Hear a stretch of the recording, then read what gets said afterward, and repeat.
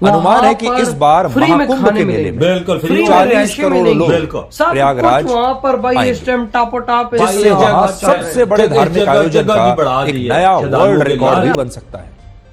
वर्ष 2019 में जब प्रयागराज में कुंभ मेले का आयोजन हुआ था, तब हर व्यक्ति ने इस मेले में आने से लेकर वहां रहने, ठहरने, खाने पीने पर और वापस जाने पर लगभग 4,800 रुपए खर्च किए थे एक व्यक्ति ने। कि इस बार प्रति व्यक्ति औसतन खर्च 6,000 रुपए होगा, तो इस हिसाब से महाकुंभ के मेले में 2,40,000 करोड़ रुपए इस देश की जनता खर्च करेगी, जो पाकिस्तान जैसे पूरे देश के 6 महीने के बजट से भी ज्यादा है। क्योंकि सब बात तो करते हैं कि एक बहुत बड़ा मेला होता है इंडिया में, हिस्ट्री का किसी को नहीं मालूम इसकी क्या सिग्निफिकेंस है, क्या वजह है। फिल्मों में भी हमने देखा कि जी कुंभ के मेले में गुम गए थे।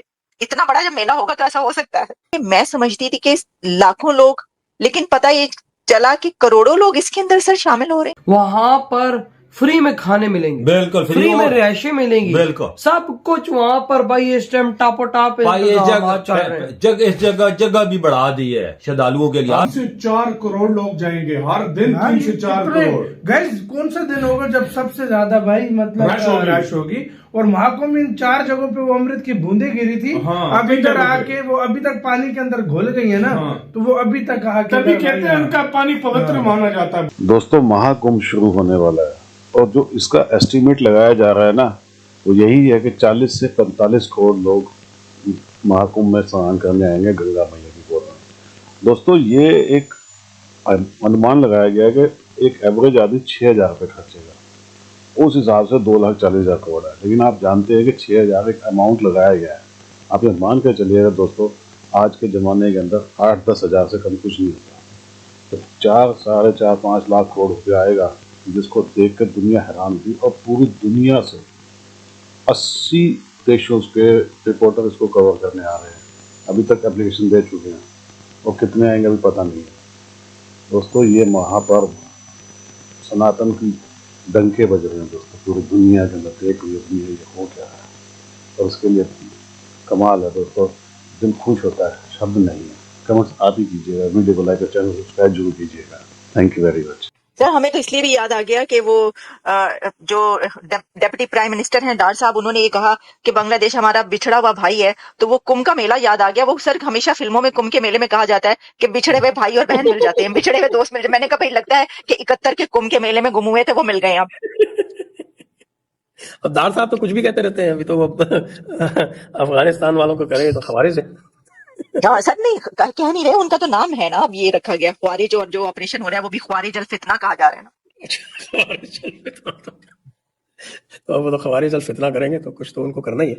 हाँ, तो सर जो कर रहे हैं फितना है, तो तभी तो उनका नाम ख्वारिज अल फितना रखा ना उन्होंने। अब ये लोग पिछले 70 साल से फितना करते आ रहे हैं, उन्होंने तो अब शुरू किया। लेकिन संजय जी, क्या वाकई ये जिस तरह मैंने कहा कि वो बिछड़ा हुआ भाई एक मिल गया, बांग्लादेश भी मिल गया, मशरकी पाकिस्तान मिल गया, तो कुंभ के मेले में वाकई इतना, क्योंकि 45 करोड़ होंगे तो लोग घूमते होंगे, इसी वजह से ये कहा जाता है ना मनी, यानी जो फिल्मों में भी हमने देखा कि जी कुंभ के मेले में गुम गए थे। इतना बड़ा जब मेला होगा तो ऐसा हो सकता है। पॉसिबिलिटीज देयर, वहां पे काफी बड़ा इंतजाम होता है। वैसे ये managing 45 crore people is Herculean task in itself. तो बहुत मैसिव वहां पर इंतजामात किए जा रहे हैं और पूरा एक नया सिटी बसता है। मैं तो हाँ सर, वहाँ पे जी तभी तो आपसे बात करी। मैं तो देख के हैरान, जब मैंने देखा पढ़ा ये कि 45 करोड़, माय गुडनेस, उसका इंतजाम कैसे होगा, ये हैरानी की बात है। वो क्या है कि प्रयागराज में जहाँ पे संगम होता है ना, तो वहाँ पे नदी जो है उसका जो पूरा एक्सपेंस है वो बहुत बड़ा है, लेकिन ये सर्दियों में वो बहुत छोटी हो जाती है। तो ऊपर से जब पानी नहीं आता है तो बारिश में जो है वो पूरा फैल जाता है। तो वो जो नदी का जो पार्ट है, उसी में पूरा एक नया वहां पर एक सिटी बसाया जाता है।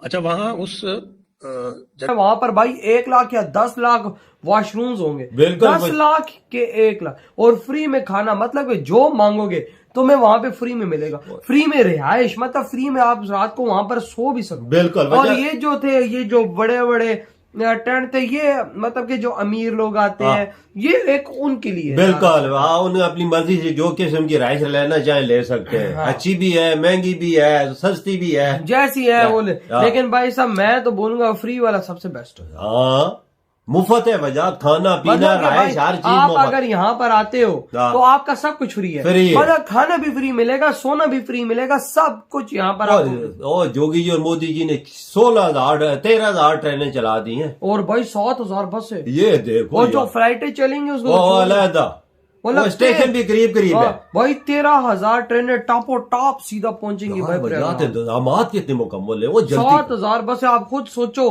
कि भाई साहब कितना लोग आएगा कि 13,000 ट्रेनें चलेंगी। आप पे अंदाजा लगा और लो। जगह पर हर साल मेला होता है इसी टाइम पे, उसको एक माघ मेला बोलते हैं।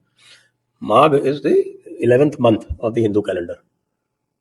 तो माघ मेले के कारण जो है वहां मेला तो हर साल लगता है इस टाइम पे, मकर संक्रांति के टाइम पे। मकर संक्रांति आती है ना आपके 14-15 जनवरी को, when sun moves into Capricorn. तो सर आप ज्योतिषी भी हैं Sanjay ji? I studied astrology. अच्छा, वाह, ओके। बेसिकली एस्ट्रोलॉजी तो मैंने बंद कर दी, लेकिन हाँ एस्ट्रोनॉमी तो मैंने खूब पढ़ी है। तो ये जो है sun moves into Capricorn, at that time यहाँ पर माघ मेला लगता है। तो माघ मेले के तो इंतजाम हर साल होते हैं। अब कुंभ जो है वो उसका समझ लीजिए 50x हो गया है, महाकुंभ 50x हो गया। नॉर्मल होता है तो उसका मान लीजिए आप 20x होता है। महाकुंभ 50x अरेंजमेंट तो हर साल होते हैं। यार इतना बड़ा अरेंजमेंट मैंने आज तक नहीं देखा, मैंने जिंदगी में नहीं देखा यार। मेले के लिए इतना अरेंजमेंट किया गया कि मैं देखो, खाना फ्री भी मिल रहा है, खाना फ्री भी, पैसों का भी मिल रहा है, पैसों का भी मिल रहा है, सस्ते में। अच्छा, सबसे महंगे सोने की टेंट जगह वो भी मिल रहे हैं, सस्ते यार में मिल रहे हैं। 80,000 का एक दिन का टेंट का यार, पाकिस्तानी ना, इंडियन नहीं भी भाई, वो 10,000 से बस 80,000 भी इन्होंने बोला है। हाँ, एक दिन का, और फिर फ्री टेंट भी है, और फ्री टेंट भी है। ओके, अच्छा, इसी के साथ एक और महाकुंभ की हम बात कर रहे हैं तो एक महाकाम कहीं हमके ये हो रहा है कि मैं देख रही थी कि इस वक्त खबरें ये चल रही हैं कि PM Modi inaugurates Delhi section of Namo Bharat corridor in big infra push.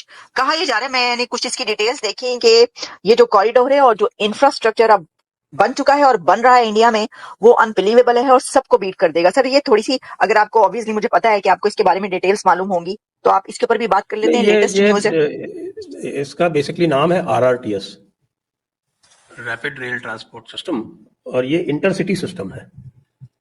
और इसका इनिशियली जो नेशनल कैपिटल रीजन है उसमें बनाया जा रहा है। आपने उसकी फोटो तो देखी होंगी। तो हाईली एडवांस्ड ट्रांसपोर्ट सिस्टम अभी जो बनाया गया है, ये दिल्ली का एक स्टेशन है अशोकनगर, वहां से लेके और मेरठ साउथ। अभी इसमें कुछ और ऐड होना है, मेरठ साइड में भी कुछ और ऐड होना है, और 2 स्टेशन इधर भी ऐड होना है दिल्ली साइड में। तो ये अभी बनाया गया है, और फिर इसको जो है वो और अलग अलग स्टेट्स में दिल्ली से कनेक्ट किया जाएगा। तो इस पे they are running standard gauge trains, very fast trains. और जो मेरठ है, वैसे तो मेरठ इज अबाउट, जहाँ इनका स्टेशन है वहां से शुड बी अबाउट 70 किलोमीटर्स, तो उसको ये 40-50 मिनट में पूरा कर देते हैं। लेकिन वो एरिया इतना कंजेस्टेड है कि if you have to go by road then it takes about 2 hours.